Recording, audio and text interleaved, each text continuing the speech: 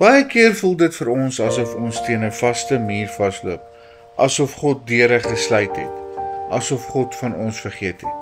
En ons moet onthou dat soms sluit God nie deure om ons te stuit nie, maar hy sluit hulle om ons te beskerm. As ons kyk na Paulus se verhaal in Handelinge 16, wys dat weerstand nie altyd van die vyand kom nie. Soms is dit die sagte hand van God wat sê nie hierdie pad nie, my kind. Ons dink dikwels dat geloof beteken om elke hindernis te oorkom. Maar ware geloof is om soms stil te staan en te luister. Wanneer God 'n deur sluit, is die antwoord nooit om deur 'n venster te probeer kruip nie, maar om te wag totdat hy die regte deur oopmaak. Sy woord bly die lig op ons pad. Psalm 119 vers 130, die opening van u woorde gee lig. Dit maak die eenvoudiges verstandig. In ons stilte waar onsekerheid woon, is dit sy woord wat rigting bring. En sy gees wat fluister in die diepte van ons hart. Hy is ons trooster, hy is ons raadgewer, hy is die een wat ons lei wanneer ons nie weet watter kant toe nie. Romeine 8 vers 14 sê, want almal wat deur die Gees van God gelei word, is die kinders van God. Maar om by die Gees uit te kom, beteken daai diepe verhouding met God, daai bid en vra, daai glo en vertrou, en om te wag dat God werklik ons hand vat en met ons loop. Maar God lei ons nie in isolasie nie. Ons staan nooit alleen nie. Hy is altyd by ons. Hy is altyd deel van ons lewens. En hy gebruik soms mense. Hy gebruik soms 'n mooi boodskapie soos die ene. Die lig van ander gelowiges help ons om te sien wat ons self miskyk.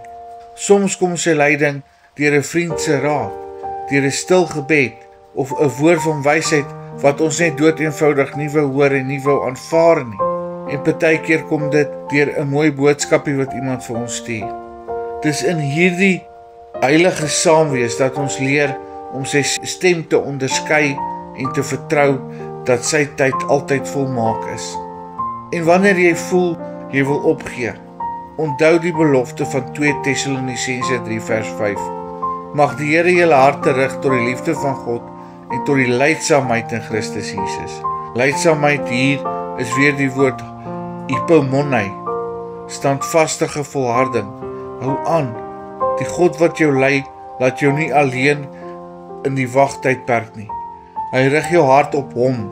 Hy rig jou hart om hom lief te hê, om op hom te vertrou, selfs terwyl jy wag vir daai nuwe deur wat moet oopgaan.